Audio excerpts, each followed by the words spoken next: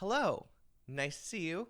Welcome to Unread Reviews. I am Dylan, and today I'm going to be talking a little bit about the challenges that I've overcome in the last year of taking writing like actually seriously. A switch was flipped where I feel like I really started to just be like, okay, what am I actually doing here? I have a lot of songs, I have a lot of things in my notes, I have a lot of, Ableton project files, but what am I actually attempting to do here? I've learned a lot from that process. I figured it would be worth to share a little bit about that for people who may be in a similar spot as me, really starting to finally take writing seriously for the first time. I know that's a lot of you because, I see it in my comments, people reach out to me. And so, yeah, let's just jump into it.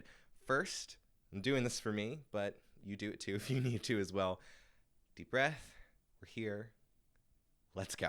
Okay. So the first thing that I feel like I've really kind of benefited from, learning over the last year, and this is something I couldn't have foreseen. I couldn't have watched it in a video. I couldn't have read about it. I had the very stark realization once I started showing my songs to other people, trying to get them produced, that I was not as defined of a artist or want to be artist as I thought. I thought I had a very clear sense of who I was and what I wanted to say and exactly how I wanted to say it, but I had never truly put that to the test and executed it before. I had never really seen, does this translate? I started having to look at the ideas that I had built up in my head as what I would be as an artist a lot more critically. A lot of my ideas were half-baked because I was half-baked as an artist. I had all these plans to record, and I had even gotten to the point where I had finished songs lyrically, and that was a big deal for me.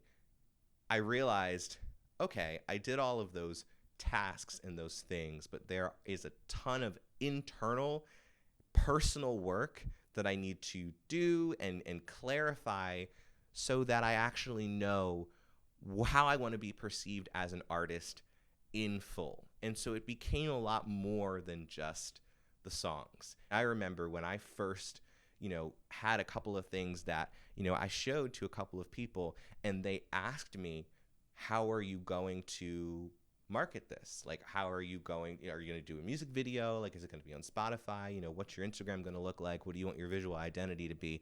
I used to get like physically anxious even thinking about that. The thing that helped me the most was just finding a few people that I trusted, but being open to them really truly giving me their honest, detailed feedback and applying the same level of scrutiny to the work myself, and then saying, okay, I've written a bunch of things, I have all these ideas, half of them I don't truly know what they mean, but now that I've really thought about it deeply, they've really thought about it deeply, what is good, what needs to be worked on, and most importantly, what do I want to say?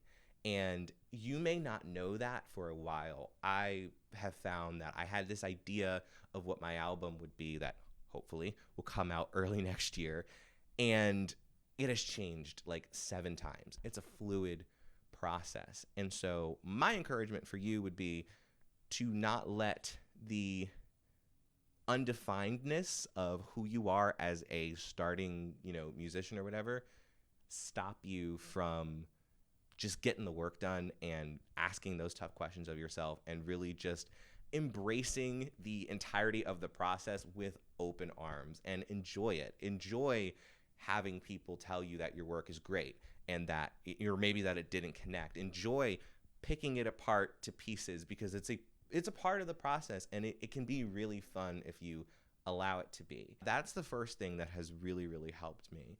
The second is really, it's very closely tied to the first, but it's just being patient with that process, being patient with the reality that the songs that you're working on, the things that you're trying to make, that vision that you're trying to get to, chances are it's going to take a while. And the faster that you accept that and again embrace that reality with open arms, the faster you're able to get to that place, being comfortable with the fact that maybe it's not 100% there yet, but with each new album it's going to be a better version of what your best is, and your best is going to change over time.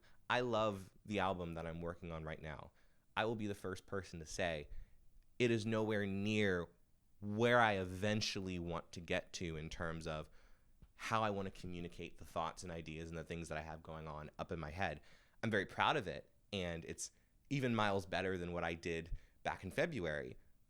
But I mean, I just started this. And again, I'm comfortable with the fact that it's imperfect. I am imperfect. There's things that I probably could have done better, and, angles I probably could have had better. It's all a part of the process. And one of the things that has helped me the most, I mean, this switch really just flipped in the last couple of months, was understanding. I was like, I'm going to be doing this because I've made this choice for the rest of my life, like Lord willing.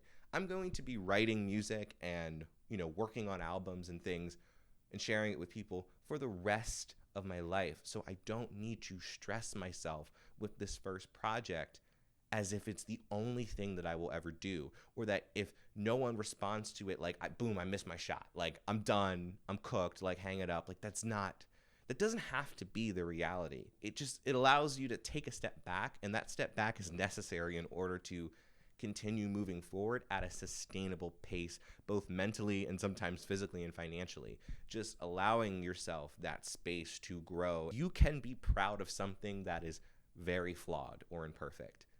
That's completely valid. In fact, you should be, unless it's like completely trash. The art of putting together a song or an album is really, really, really difficult. And so no matter what it is that you make, again, for the most part, you should feel proud of it. It's helped me kind of get out of that perfectionist mindset that ultimately just makes me anxious and tight and no fun to listen to or to talk with about music. So many things have gotten in the way of me, like, and messed with my timeline, but that hasn't stopped me from just being like, okay, I still have a ton of time for this, and no one is truly waiting on me. And that's a great space to be in. So allow yourself that room to breathe, because it's very necessary. And so, yeah, that's one of the second things that I feel like I've really kind of overcome in this first year and a half of taking, writing seriously. And the third, and this one's huge. This one's like so big, and it's probably what I struggle with the most, but I still think I've gotten a lot better than where I used to be, which is knowing when to put the phone down or put the pen down and just go live your life, like, and actually be present in your life, because that is inextricably linked to your music, whether you realize it or not. And that, again, is difficult for me to do, but it has really brought out some of the best parts of what I've created. There are so many things that I've been able to draw from my life by being present in it that have improved the music that I wouldn't have been able to do if I was just so focused on shoehorning these ideas that I had already kind of preconceived. And I'm like, this is what I'm going to write about. This is what the album's going to be about. And it's set in stone. Going out and like just living my life and allowing myself to absorb new information and grow as a person while I have these ideas in mind. And then, come back to the table and really start thinking about, okay, what have I learned? How does this impact what I'm writing about at all? It has just helped bring a level of, I don't have the right word for it, but I guess groundedness that I internally feel that I didn't have before. Whereas now, like when I look at the songs that, are on this album, I feel a lot more personally attached to them, and they don't feel like attempts at completing a task.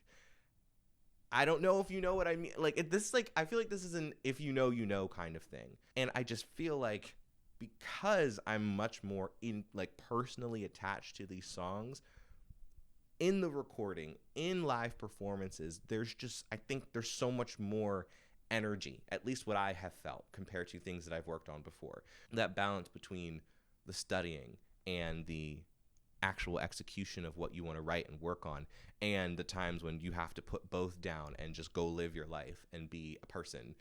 and a full human being, and then take that and bring it back to what you're working on. It's not a technique. It's not something that you're necessarily going to read in a book. It is your internal world. I think you just have to listen to yourself. Because your body and your mind is going to help inform you about the appropriate timing for those kinds of things.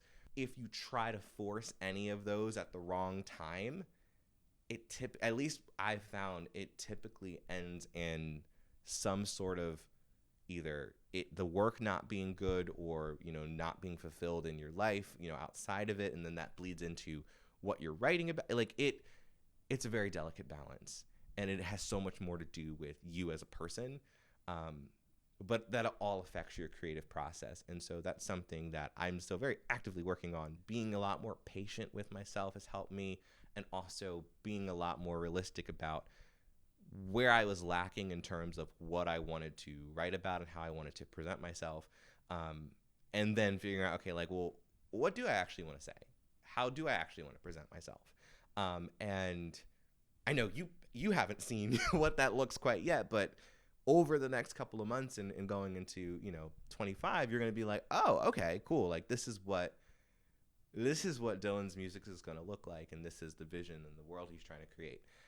And that's super exciting, and I want the same thing for you, like to be able to be like, I have a plan, I have an idea and a vision, and I have this music, and I know it's good, and I can share it with other people. And so if any of those three things that I talked about are things that you relate to, things that you're dealing with right now, let's keep talking about it in the comments, because I feel like these three topics never really stop coming up as a creative, but I think it just, to a degree, gets a little bit easier the more experience you have to navigate them. Thank you so much for watching.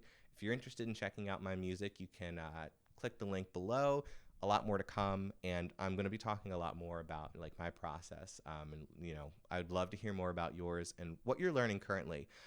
With that being said, bye, bye, bye, bye, bye, bye, bye.